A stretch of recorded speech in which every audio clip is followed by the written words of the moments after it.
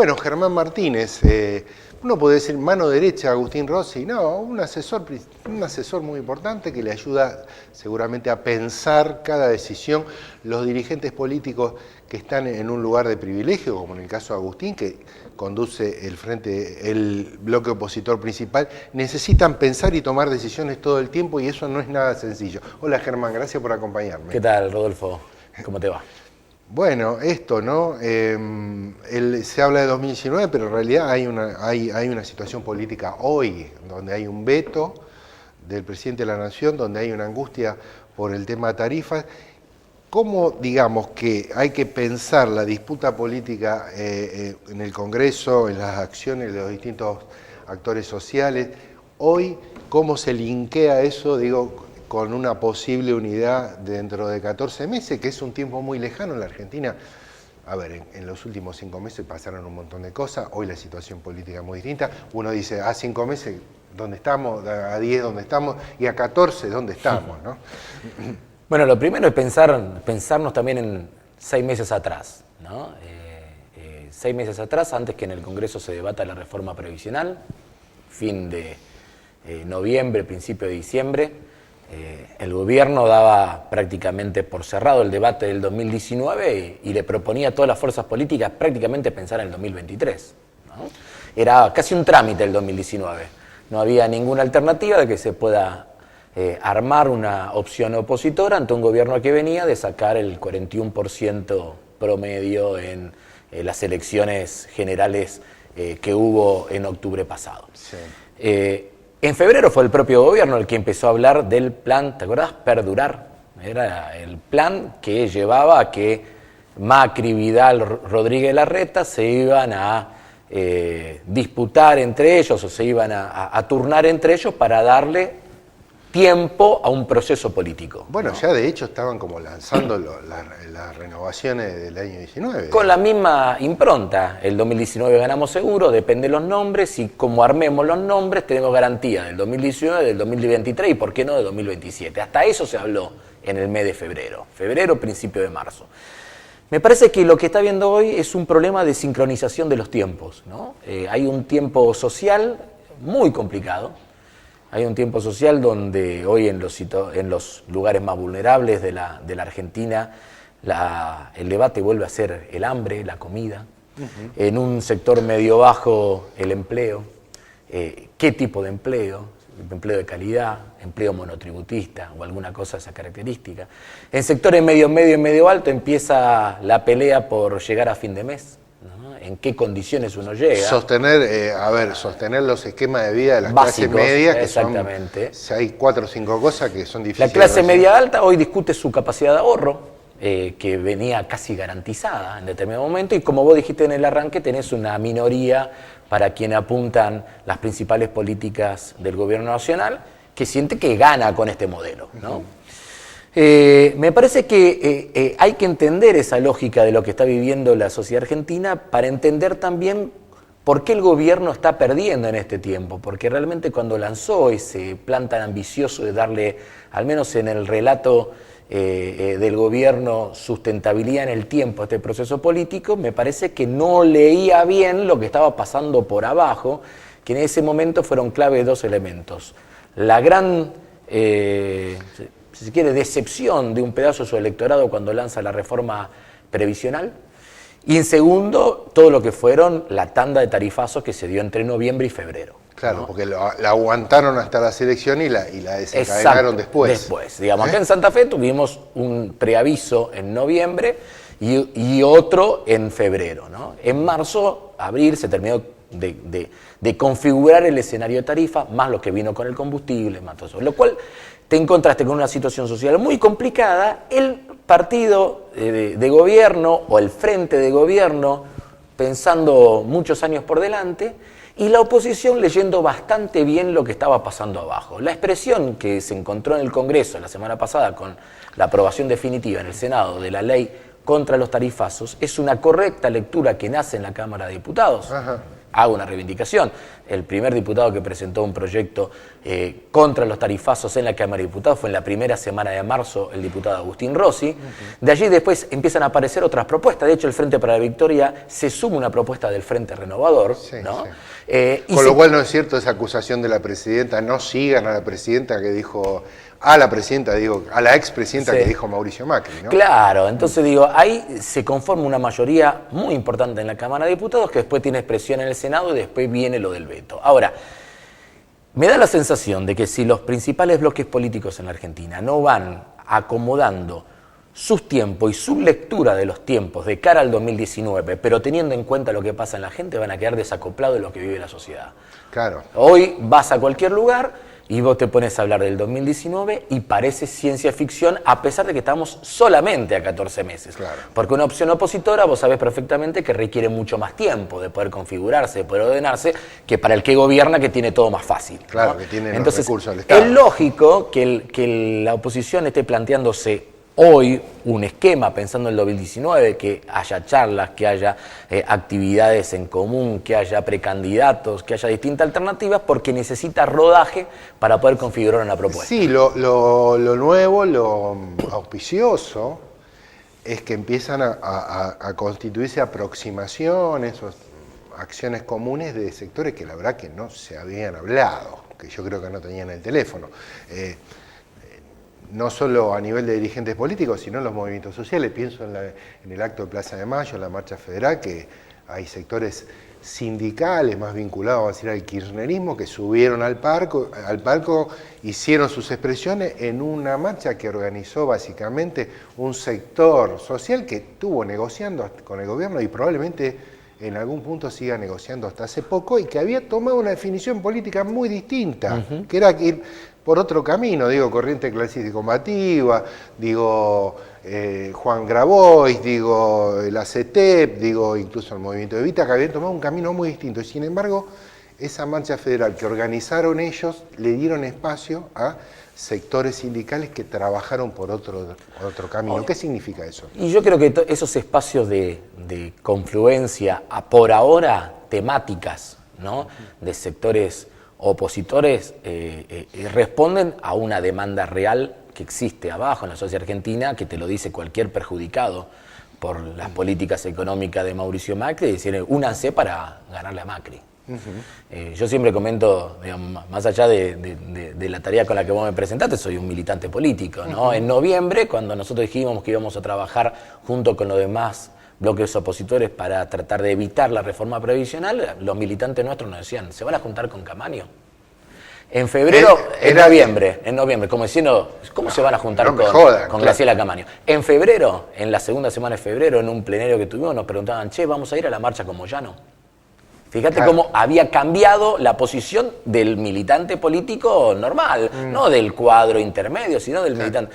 Abajo, cuando uno se encuentra, nosotros tenemos una estrategia de mucha proximidad en la ciudad de Rosario, donde todas las semanas ponemos entre 10 y 12 lugares donde tratamos de volantear, de hablar con la gente, de tener algún tipo de tener escucha y llegar. De tener escucha, lo que te pide el perjudicado, que te lo dicen. A ver, si uno hace hasta un sondeo en el lugar donde estamos, si uno le pregunta a los que se sienten perjudicados, dicen, bueno, a ver, júntense para ganar la Macri, necesitamos otra alternativa. Después empiezan las sutilezas, que son necesarias y que hay que tener en cuenta. ¿Con quién? ¿Cómo? ¿Con qué programa? Que en algún momento van a ser muy importantes. Para mí me parece trascendente lo que vos estás marcando, que se van dando distintos escenarios donde en el plano de las organizaciones sociales, en el plano del movimiento obrero, en el plano de la política legislativa, empieza a aparecer un diálogo que no existía, empieza a aparecer la oportunidad de mostrarse con otros sin pensar en el costo político del juntarme con el otro. Claro. Empieza a aparecer una gama de opciones que sinceramente hace muy poco tiempo no existían. Claro, que hace Palazzo, que hace Robbie Baradel en un escenario que armó la Corriente Clasista y Combativa, por ejemplo. Una cosa que hasta hace 20 días era impensable. No sé bueno, las mayorías opositoras que se conformaron en diputados y en el Senado, principalmente en diputados, marcó esto, ¿no? Claro. Donde uno encontraba el Frente para la Victoria, conducido por Agustín Rossi, con el Frente Renovador de Graciela Camaño, con los diputados supuestamente de los gobernadores o de bloques provinciales, con Cocinera a la cabeza, con la izquierda, con el Movimiento Evita, con Luis Contigiani, claro. Con bloques provinciales. Digo, esa amalgama de cosas era bastante poco probable de poderse haber aglutinado 3 o 4 meses atrás. Bueno, seguimos después del corte acerca de unirse por el espanto y qué dificultades podría traer esto, decir, bueno, nos juntamos todos y después no sabemos qué programa tenemos y para dónde vamos, ¿no? Ya seguimos.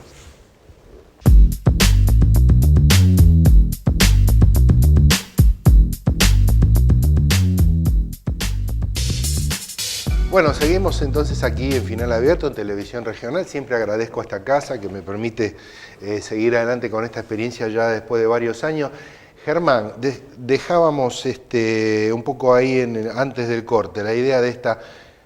¿Es una dificultad armar un frente contra? Digo, se ha dicho mucho de esto y hay experiencias donde de pronto esto ha salido mal. No sé, nunca la historia se repite igual, nunca los momentos históricos son lo mismo. Pero si se quiere, la alianza fue un poco eso. Radical frepacista de fines de los 90 contra Menem, fue un poco eso y terminó mal. Terminó mal porque se unieron sectores distintos, y sí y no, según como uno lo quiera analizar. Terminó mal, digamos, Chacho Álvarez se fue de esa alianza, ¿no? Esto fue muy fuerte y después terminó como terminó. Digo, ¿qué precauciones habría que tener en esta vocación de unirse todos contra este plan neoliberal que está liquidando a la base de la pirámide social de la Argentina y al país en general como proyecto? ¿Qué precauciones habría que tomar para no caer en el unido solo por el espanto? Bueno, primero, ¿cómo creo que hay que pensarlo? Primero hay que pensar esa alternativa con mucha diversidad. Digamos, ¿no? Creo que no hay que tenerle miedo en este momento a un frente lo más amplio y diverso posible.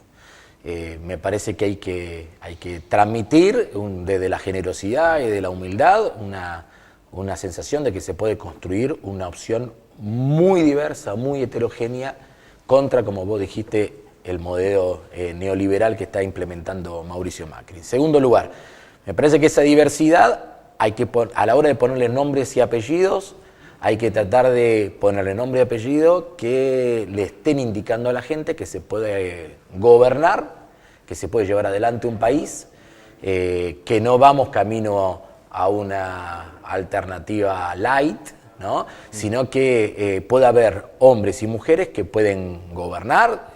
La Argentina va a quedar muy mal en diciembre del 2017, vas a tener... Del 2019. Del 2019 vas a tener un panorama de la deuda muy complicado, vas a tener un panorama fiscal muy complicado, vas a tener un panorama financiero muy complicado, vas a tener un panorama social muy complicado, un panorama industrial muy complicado. Entonces vas a tener que transmitirle a esa sociedad más allá de la diversidad y que personas que pueden conducir ese proceso.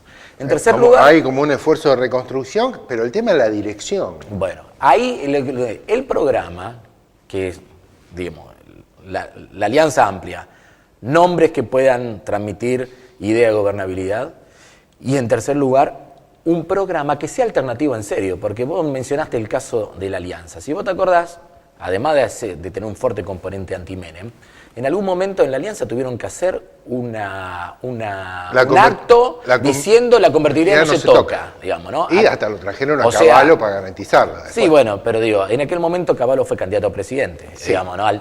Era una de las opciones minoritarias, pero, digamos, fueron a un acto. Me acuerdo que fue el momento donde se desplaza en el peronismo a Rem Lenikov de la campaña, porque él proponía un cambio en el modelo económico, y se termina haciendo un acto con Duhalde, De la Rúa y Cavallo diciendo la convertibilidad no se toca. digamos, ¿no? Acá me parece que claramente el eje de la cuestión va a pasar el modelo económico alternativo, real, a este modelo. La concesión neoliberal sí se toca. Sí se toca, no tiene que ser el Se eje revierte, aglutinante, como claro. también lo vamos a ver desde lo táctico, de lo concreto, a ver qué postura toma cada uno respecto al acuerdo con el Fondo Monetario Internacional, digamos, ¿no? O sea, hay posibilidades concretas de construir esa oposición sobre tópicos muy fuertes, muy emblemáticos, que marquen una diferenciación con el modelo económico de Macri, donde yo creo que hay que poner un acento.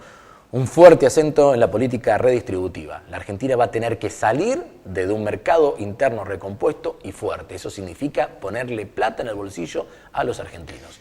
Segundo, va a necesitar una política industrial muy agresiva, con un claro control de las importaciones y la posibilidad de que todo lo que se consuma en el mercado interno, la mayoría, se pueda producir en Argentina.